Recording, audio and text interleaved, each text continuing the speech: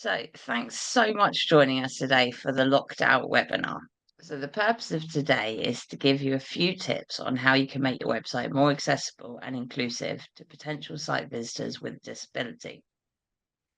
Just to explain how we expect this morning to work, we imagine it lasts 45 minutes. So, I've got a 30-minute presentation to show you and then 15 minutes for questions. Pop any questions in the Q&A section, and my colleague Lizzie and I will come to these and any questions submitted in advance as well.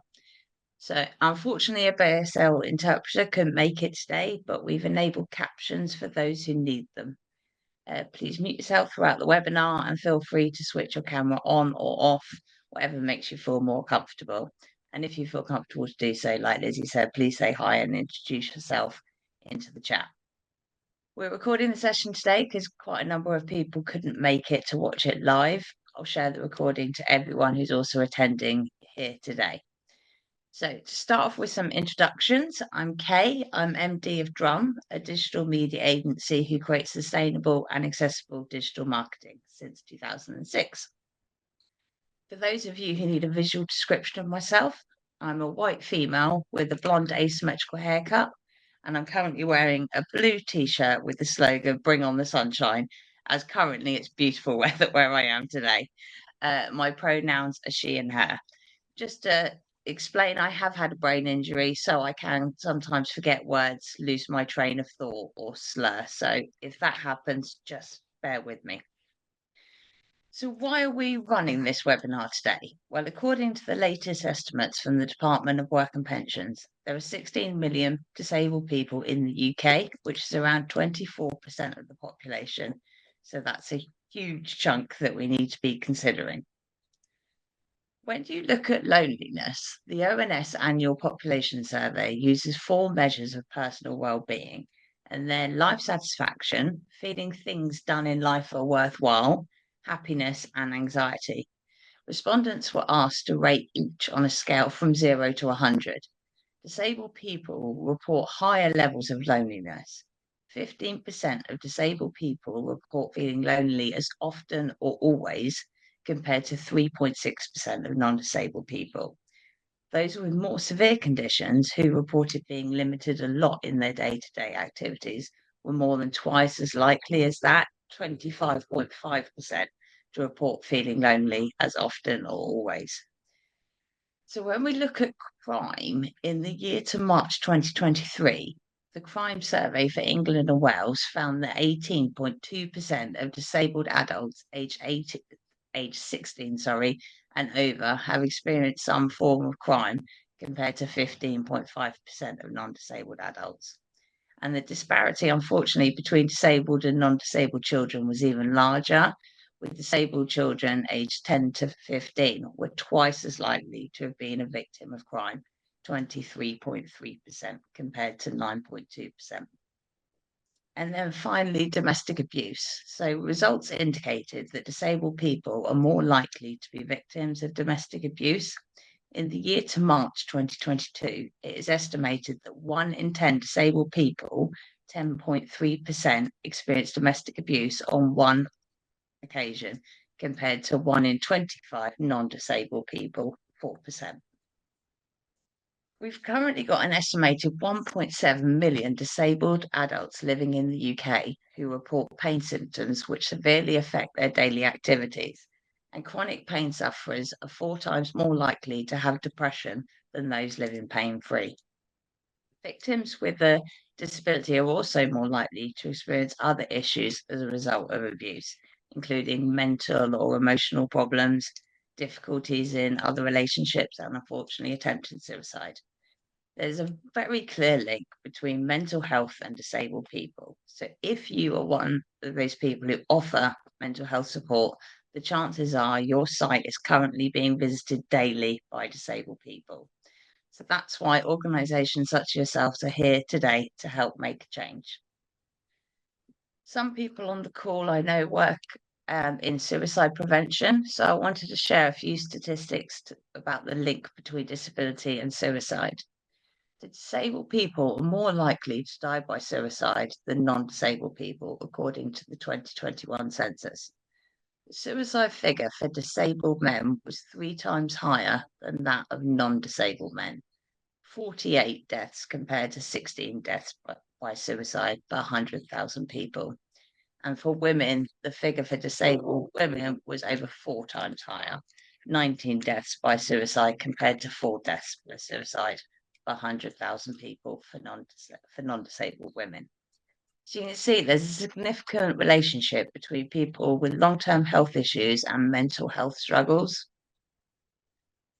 And then finally, some people on the call I know do fabulous work in domestic or sexual abuse. So I wanted to share a few statistics about the link between abuse and disability. So, firstly, if we look at sexual abuse, people with disabilities are 3 times more likely than non disabled people to experience serious violent crimes such as rape and sexual assault.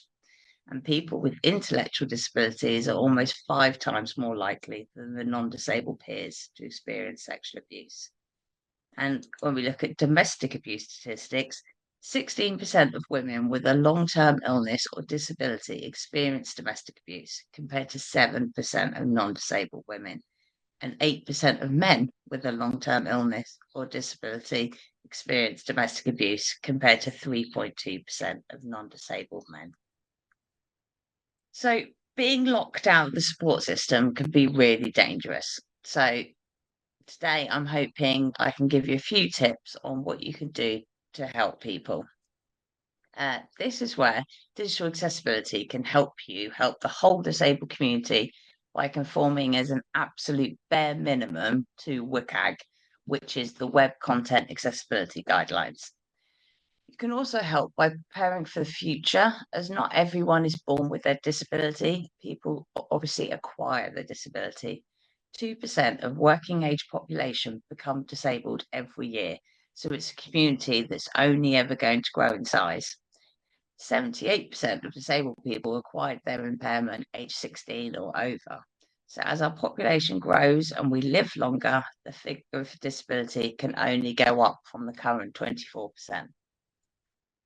So, being accessible online means users can engage, acquire information, and enjoy your content in exactly the same way. The W3C breaks things down into 4 main sections. They are: is it perceivable? Is your content presented in a way that people can perceive regardless of hearing or seeing, etc.? Is it operable? Make sure your navigation and components are operable to all. Is your website controlled by keyboard, for example? Is it understandable? Is the information and navigation understandable by all? Is it clear and is it predictable? And finally, robust. Is your website robust enough to work with assistive technologies such as screen readers, for example? So the first question I want to kind of put to you is your website in top form? So having some kind of form on your site is pretty much a necessity. They're everywhere and they come in all shapes and sizes. We've got contact forms, sign up forms, login forms, registration forms, feedback, support, chat forms, search forms, forms for editing, account, updating, and adding new information, for ordering things, and for making donations to the wonderful charities. So, anywhere where there is a text field or a checkbox or a drop down or a combination of all three and a button that does something is classified as a form. So, how can we look to make our forms more accessible? So, firstly, make form fields really clear. Mark what is optional and explain why you're asking this information. Users who struggle to type will therefore not have to enter every field if it's not required. So many times you'll fill in a form, hit submit, and then you'll get the errors telling you that was mandatory, that was mandatory. Um, Allow people to review and edit their form responses before submitting to avoid any mistakes being made. Make long forms auto save so it can be done in stages for users with processing disorders or neurofatigue. Use high contrast labels on fields and avoid low contrast placeholders. I'll talk about this a little bit later anyway. And Buttons need to be put in context. Don't separate the action from the context, meaning the button should sit directly below the formal paragraph that it relates to. And after completing a form, provide a brief explanation of what's going to happen next. You shouldn't have people guessing, as that's just going to cause anxiety for many people. So these placeholders in this example are practically invisible to many users with contrast sensitivity. But the other problem is they also disappear when a user starts typing, which can be problematic for users with short-term memory issues. This particular form has no labels to help provide clarity for users when those placeholders disappear. Your contact is an absolutely critical component of your website. It serves multiple purposes, from providing support for existing customers to connecting with new visitors. So, design a contact page with seamless user experience is absolutely crucial for a website's success. So, how do we look to make our contact more accessible? So, provide multiple ways for people to get in touch. Remember, people can have concerns using the phone, for example. Some people can't use the phone, such as the deaf community, and they'd prefer to communicate via typing. Some people with dyslexia or the older generation, however, would prefer to call rather than communicate via typing. So just remember, we are all unique. Look for ways to help those classified as vulnerable with specialist support teams who can provide those users with just a little bit more time and a little bit more patience. Don't bury the contact details. A user shouldn't be left having to look at multiple pages to find your email or phone number. Make them really nice and clear. And make sure your phone number is prominent but live. So what I mean by that is, can you press on your phone number to start a call rather than having to retype into your phone, which can result in mistakes being made? Excuse me. Luckily, businesses are becoming more and more inclusive all the time, thanks to the DEIB managers. But being inclusive means communication must be understandable by all. And this means being clear to non-native speaking employees, site visitors, and neurodivergent colleagues. I recently read an article that said all the following sayings derived from baseball. So, knock it out the park, touch base, be on the ball, it's a long shot, and step up to the plate. But their uses have changed over time. I mean, I'm sure you've heard these being mentioned in the workplace today. But what do they actually mean to someone who struggles to understand such British idioms or corporate jargon, or just simply not to think so literally? So remember, the average reading age in the UK is 9 years old. So we should write in a way that's easy to understand for all users. So break content down into short paragraphs and sentences. Bullet points are your friends here. People can struggle to retain long paragraphs.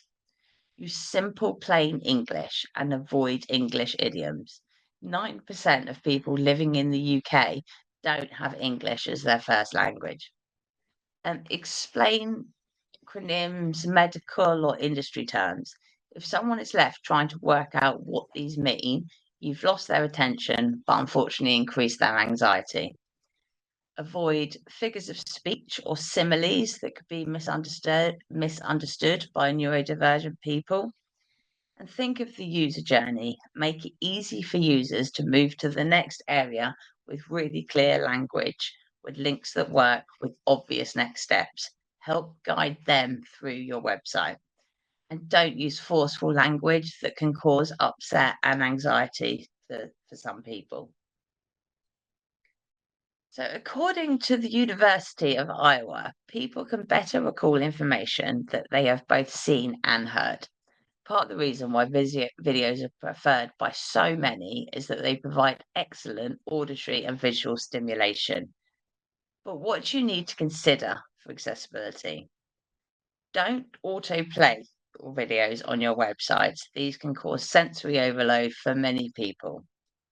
Videos and animations should be under a third of the user's viewpoint, not full width. And use closed captions. Default them to on social media, but off on YouTube. Again, I'll come back to this point a little bit later. And don't use flashing effects on your videos, social content, GIFs, or website interactions, because these can trigger seizures or migraines for users with photosensitivity. And make sure the foreground audio is easily distinguishable from the background audio so that they're not competing on your sensors.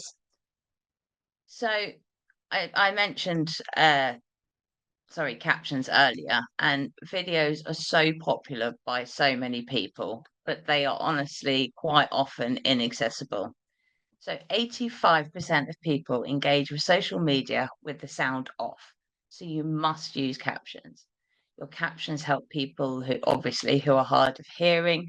They help people whose native language is different to yours. They help people who struggle with certain accents. They help people retain the written word much easier than the spoken word. They help people who are just in a busy open plan office or even have just a baby sleep on you. So captions are not just for the disabled, they are for everyone. But remember, captions are primarily an accessibility tool, so keep them as that. Stop these branded, embellished font captions which animate every single word one at a time. Use simple off black and white with a sans serif font and keep them to lowercase.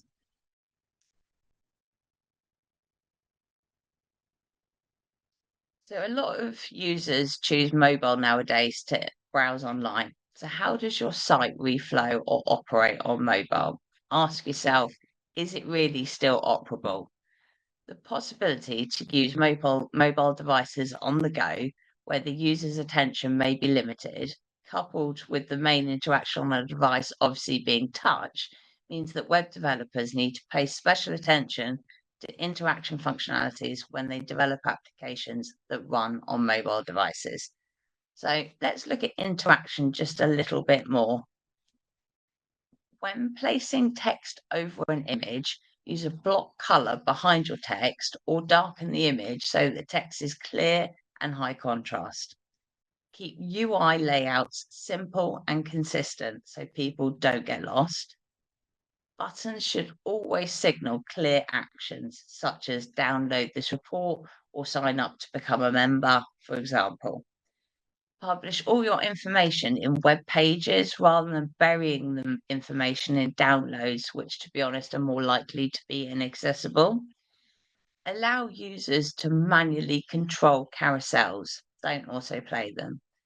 And my next point is about parallax. So parallax in web design gained popularity in the early 2010s. Nike Better World was one of the first that integrated the design, with Apple introducing it into their iOS in 2013. Very soon after, clients were asking it for on their websites and apps, and it became popular because parallax scrolling effects give a sense of depth and movement to a web page, therefore supposedly creating a more enjoyable, immersive user experience. But this type of motion however, really harmful to people with vestibular disorders and therefore should definitely be avoided. Only use motion when it adds to the communication and understanding, and definitely allow users to turn motion off when they first land on your site. Let them know that you have animations and allow them to opt out of seeing them and replace it with a still graphic. So color has such a powerful effect on the meaning of things. But what about people who can't distinguish between colors? So color blindness affects approximately 1 in 12 men and 1 in 200 women in the world. In the UK, there are approximately 3 million colorblind people. So how's best to design an accessible color palette? So use a combination of color, shapes, and text to communicate important information. So many websites use red and green for good and bad, yes or no. But users who have red-green color blindness cannot differentiate between these two. If you're using a destructive or delete button, please ensure the text on the button is descriptive as to why, so that you're not just using color alone to give it meaning and users don't accidentally press the delete function. Use simple color palettes and avoid bright contrasting colors. Bright colors can cause serious eye strain, and offer the user a choice so they get to see your website in a color theme that works better for them, such as light mode or dark mode. Uh, just so you know, the minimum contrast ratio is 451 against surrounding colors for buttons and imagery, and large text needs to have a contrast of at least 3 to 1. So there's plenty of free tools online to check these ratios. Plus, Figma and Adobe have a plugin to check these tools at the design stage. Lizzie will share a few of these online links in the chat so you can use them going forward. So the visualization here is to show how red and green is seen by users with red and green color blindness, and the second most common, which is blue and yellow color blindness.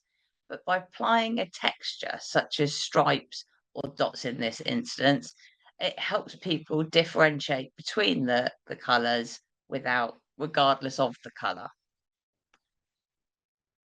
One of the biggest challenges, I think, when designing a website is figuring out how to encourage users to take the actions that you want.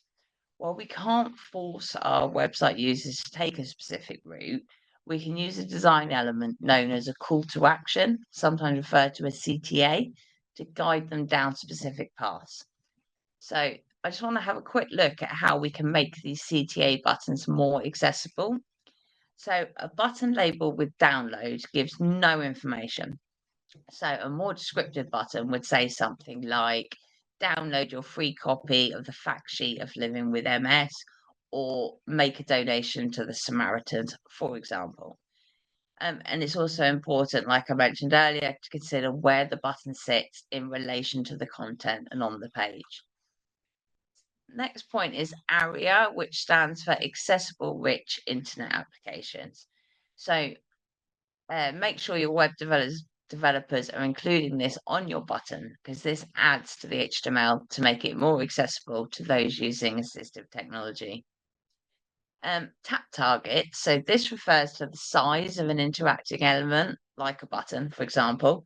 And we must consider this for users who struggle with motor skills, such as those with tremors, mobile device users, users with the use of only one hand, even large fingers, or those with bad eyesight. So the size of the target for pointer input should be at least 44 pixels. And any animated loading buttons that you have should have an option, again, like I mentioned earlier, for the users who prefer reduced motion to not have those animated loads. And don't disable buttons. Disabling buttons such as a submit button until your details have been added should 100% be avoided. Just a couple of examples of switch users, which are used by those with motor skill impairment, such as paralysis or reduction to the use of limbs, but also screen reader users would bypass this submit button as if it doesn't exist, but they have no idea why. So, websites with a beautiful UI, user interface, and accessible design choices can still have really low engagement rates based on the ease and the process of the navigation. So, online users with difficulty navigating a website will just quickly leave. People with disabilities may find complex website navigation that's inaccessible even more frustrating, regardless of the design. So let's look at your navigation. Drive for simplicity with navigation. Avoid things such as triggered expanding drop downs or tightly clustered links demanding accuracy. So links should always be spaced, at least 24 pixels apart to reduce accidental selection errors. Hovering, dragging, or multi-click menus are not accessible to users with tremors or unreliable hand control. Provide skip links so users can immediately jump to the main content and skip long menus with expanded site navigation. Limit pages so that browsing is much more straightforward. When sections are in one long page, use expanding accordion tabs and anchor text. And when designing your navigation, use text link colors that are contrasted well with the background colors. Navigating can be tricky enough without having to strain your eyes just to read the menu, so these need to conform to the ratios I mentioned earlier.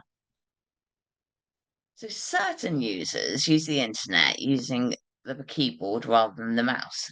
Expert power users, as they're referred to, prefer keyboard commands for efficiency, while users with certain disabilities have no choice but to use the keyboard. For example, people with motor impairments have difficulty with fine motor movements required for a mouse. Blind users rely on assistive technology such as screen readers and obviously don't use the mouse. So again, they use keyboard control. So the big difference between the keyboard and the mouse is that when users navigate with the keyboard, the access to the links on the screen is sequential. Users must tab through all the links one by one before reaching a link of interest. So how do you design for keyboard navigation? So for keyboard tabbing navigation, tab order should go from left to right, top to bottom. There must be a visual indication of where the tab focus is that conforms to the contrast ratios of the background and the button. Tab keys should be used to navigate through site links and form fields or any interactive element on your page. And enter or speak or spacebar should be used to select an element. Pay close Pay close attention to your exit quick buttons. I'll explain more about this on the next slide. A good tip for everyone is to use Firefox as it has a built-in accessibility tab that shows you the tab index through your site. So I mentioned about exit buttons just on the last slide. So many support sites use quick exit buttons that allow users to leave a site immediately when interrupted. They're so important for a visitor's safety, but unfortunately, the very vast majority I've tried are inaccessible. So after this call, have a look at your site. Can you very quickly tab or press a shortcut key to exit immediately? Not everyone can control the accuracy needed for the mouse click. Um, and then alt text. Make sure your images have alt text. Balance these with being short but descriptive. Too often images have embedded copy, like this example, unfortunately, I saw recently. On the left is the image we all see as privileged visitors with sight, and the representation on the right is what the same post is like to read as a blind person. So they can't get the support numbers to the Samaritans or shout that they might desperately need if they can't see this image. And don't worry about including image of. Screen readers will typically indicate to the user that the item is an image, but you do see that quite often. And remember, alt text isn't just for blind users. There's a big misconception here. It's for users with all types of visual impairments. So that might be blurred vision, double vision, waiting for a cataract operation, blind spots, aging eyesight, or even just a simple eye infection. Accessibility is a basic human right. So I hope we can all collectively take a step in the right direction and build a much more inclusive support network. This is by no means an extensive list of things to consider for accessibility, but hopefully you've managed to learn a few things you can adopt today that can make the world of difference. If you have any questions, please either reach out to me directly on LinkedIn or check out our website, www.wearedrum.com, for some toolkits on how to be more accessible, or sign up to our newsletter to get weekly accessibility insights straight into your mailbox.